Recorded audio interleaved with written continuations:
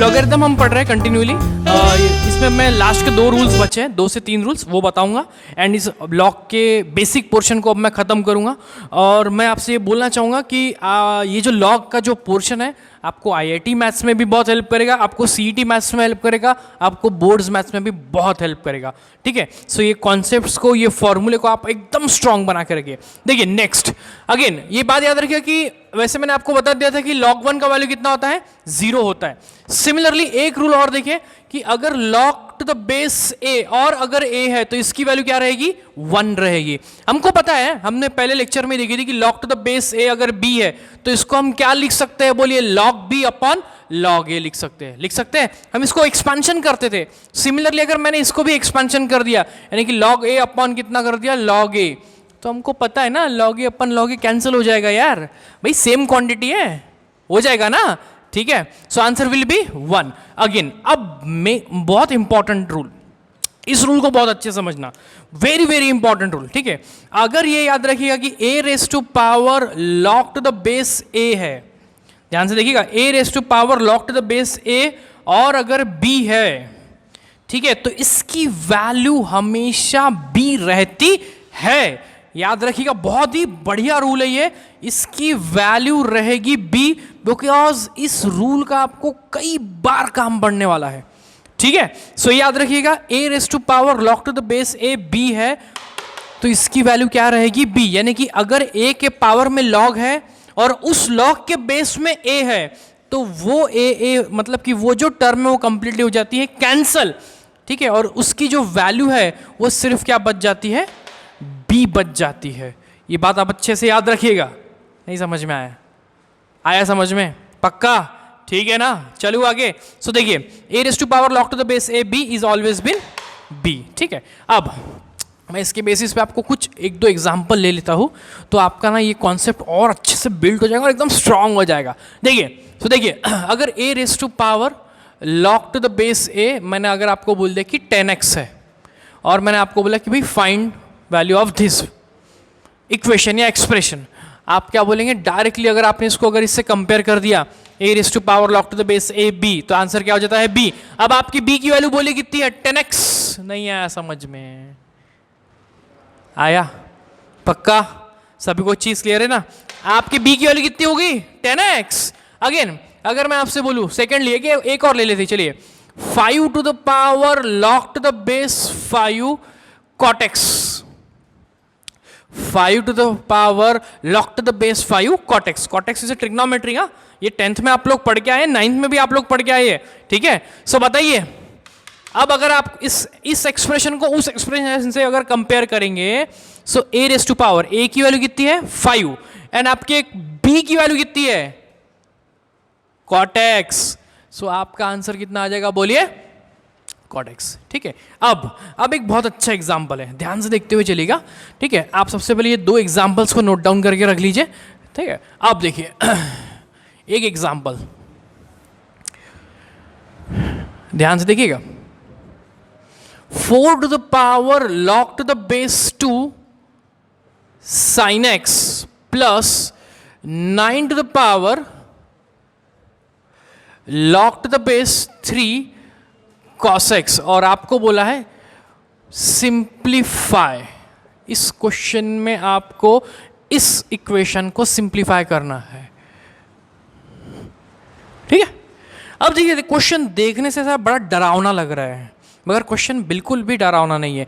ये याद रखिएगा, जो क्वेश्चन जितना डरावना या जितना भी डरा देता है ना, वो क्वेश्चन कभी भी डरावना होता नहीं है। उस बेचारे को वैसा पेश करते हैं कि तू जा भूत बन जा, पर वो भूत नहीं है। ठीक है, अब देखिए इसको मैं सॉल्व करूंगा और बहुत ही प्यार से और बहुत ही बेसिक रूल अप्लाई करूंगा और आपको हर एक रूल समझ में आएगा। आपका ध्यान सिर्फ पूरा बोर्ड पे रखिए। ठीक है, सो देखिए सबसे पहले, और इसको सिंप्लीफाई करने के लिए मैं इस नए रूल का यूज भी करने वाला हूं। सबसे पहले आप देखिए, पहली स्टेप, पूरा ध्यान यहां पे रखना।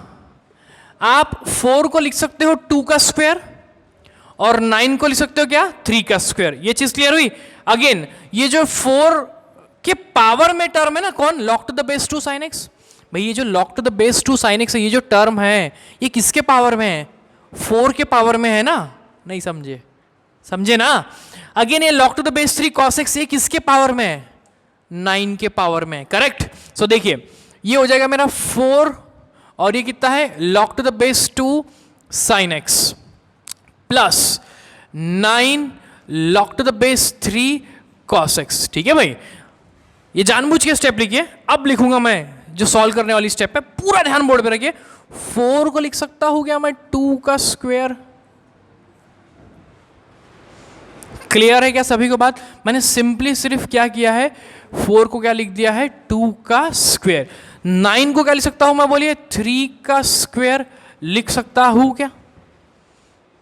सिंपल था, बहुत बेसिक चीज थी। अगेन हमको पता है laws of indices, a raise to power m, और अगर बाहर n है, ठीक है ना, तो आप यहां पर पावर का मल्टीप्लीकेशन कर सकते हैं क्या? कर सकते ना। तो अब मैं यहां पर मैं फिर से पावर का मल्टीप्लीकेशन कर दूंगा, तो देखिए कितना हो जाएगा? 2 raise to power 2 log to the base 2 sin x plus 3 raise to power ये कितना हो जाएगा? बोलिए 2 log to the base 3 cos x। Clear? Now हमने एक रूल पढ़ा था, और if you remember the rule, याद करिए कि अगर n log a है तो आप इसको log a to the power n लिखते थे, यानी कि log के सामने के n को आप कहां फेंकते थे? a के पावर में। अब भाई अगर यहां पर बेस में लगा दूं a तो कोई दिक्कत नहीं है, उसने बेस लगाया है, हम भी हमारे को बेस लगा देंगे। तो अगर बेस है तो लगाना है, नहीं है तो नहीं लगाना है। ठीक है भाई? सो देखिए अब again n log to the base a क्या हो जाएगा? ये जो n है किसके पावर में चला गया? a के। सो ये जो 2 है कहाँ जाएगा? sin x के पावर में। ये जो 2 है कहाँ जाएगा? cos x के पावर में। समझ में आ रहा है क्या सभी को? सो देखिए 2 log to the base 2 sin x का square plus 3 log to the base 3 cos x का स्क्वायर। नहीं समझे? पक्का सच बोलना, समझ में आया ना? पक्का ना? सो अगेन अब फिर से इसको अगर आप कंपेयर करिए इससे, देखिए a की वैल्यू कितनी है हमारी? 2। So a raise to power log to the base a है, देख रहे? बस आपको सिर्फ इसको पकड़ना है। ये पकड़ में आया तो जो सामने बैठा है उसको सीधा लिख देना है। ठीक है भाई? तो 2 raise to power log to the base 2 दिख गया, a raise to power log to the base a के फॉर्म में आ गया। तो b कौन है? sin x का स्क्वायर। समझ में आया क्या? नहीं समझा? पक्का ना? Again 3 to the power log to the base 3, यानी अगेन बोलिए क्या दिख रहा है? a raise to power log to the base a के फॉर्म में दिखा गया। सो क्या मैं लिख सकता हूं उसका इसको भी cos x का स्क्वायर, क्योंकि log to the 3 raise to power log to the base 3 क्या हो जाएगा? Again cancel by using this law. ये समझ में आया? सो अगेन देखिए sin square x, sin x का होल स्क्वायर मतलब sin square x, cos x का होल स्क्वायर मतलब cos square x, and we know that sin square x plus cos square x। क्या हो? क्या नहीं समझा? हुआ ना? सो आंसर कितना आ गया? बोलिए 1। अब आप देखिए क्या क्वेश्चन दिया था और क्या आंसर आ गया। समझ में आया क्या? तो 1 को आप ऐसे लिख सकते हो। ये बात क्लियर हुई? सो ये बात है मैथ्स की, यानी आप चीज़ों को कितने अलग अलग लैंग्वेज में लिख सकते हो। सो मैं यही जो बेसिक चीज़ है यही एक बार स्ट्रॉन्ग से बिल्ड कर दी ना, और हर स्टूडेंट ने अगर इसको स्ट्रॉन्ग से पढ़ लिया ना, मैं आपको गारंटी देता हूँ आप बिल्कुल भी नहीं घबराएंगे। इवन आपका जो कॉन्फिडेंस है बिल्कुल हमेशा बूस्ट रहेगा। ठीक है? सो नोट करिए इसको।